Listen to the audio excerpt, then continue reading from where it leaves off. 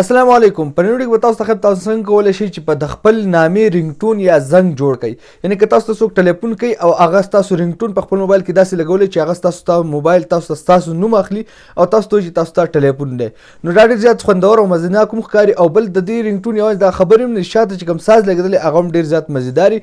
نو ستاسو نه به هر سړی تپوس کوي چې دا تا څنګه جوړ کړی دی، نو ډېر زبردست او خوندور دی. نو راځئ تاسو ته موبایل ته تاسو ته دغه طریقې هم تاسو څنګه جوړولی شئ.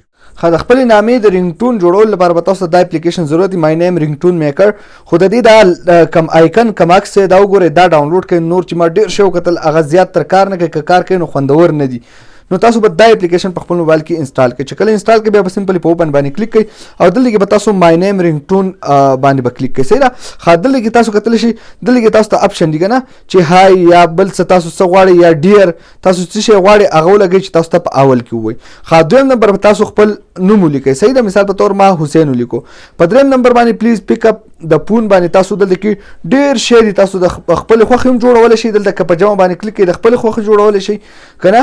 او لاندې که تاسو وګورئ نو تاسو ته به ډېر شی میلاو شي. نو زه به سمپلی اسکالینګ باندې کلیک کړم. سمپل دلته کې تاسو ته ژبه هم سلیکټ کولی شئ. ما انګلیش سلیکټ کړی دی. دغه شانتې که اواز وي نو اواز د ښځې په اواز یا د سړي په اواز. او دغه شانتې دلته کې تاسو ته 2 پیرې ریپیټ شي یا 3 پیرې دې ریپیټ شي، 100 پیرې دې ریپیټ شي، دغه خبره هغه شوه. صحیح ده. دغه شانتې دلته کې تاسو کتلی شئ بیک ګراوند میوزیک چې دی هغه هم غواړي. نو دلته کې تاسو ډېر شی سلیکټ کولی شئ. زه به دا یو سلیکټ کړم. صحیح شو. دغه شانتې ته وایي چې د سپیډ دی، د خبرو سپیډ دی تیز شي، دا دی. دغه شانتې سپیچ ریټ دا دی. دغه شانتې دا بل اواز دی.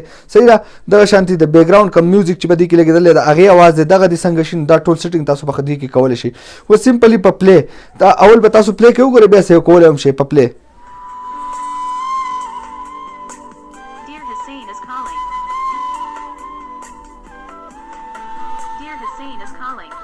نو دا تاسو وکتو څومره په مزیدار طریقې سره چې دی نو هغه رینګټون جوړ شو. دا تاسو سیو کولی شئ او په خپل موبایل کې هم لګولی شئ. چې تاسو څوک ټلیفون کوي نو په دغه طریقه باندې به جوړیږي، تاسو ته یعنې ټلیفون راځي. نو دا ویډیو کوډ خوښ شوی لایک کړئ، چینل سبسکرایب کول مهرباني، ویډیو خپل ملګرو سره شیر کړئ. تر بل ویډیو د خپل ځان ډېر زیات خیال ساتئ. الله پامان.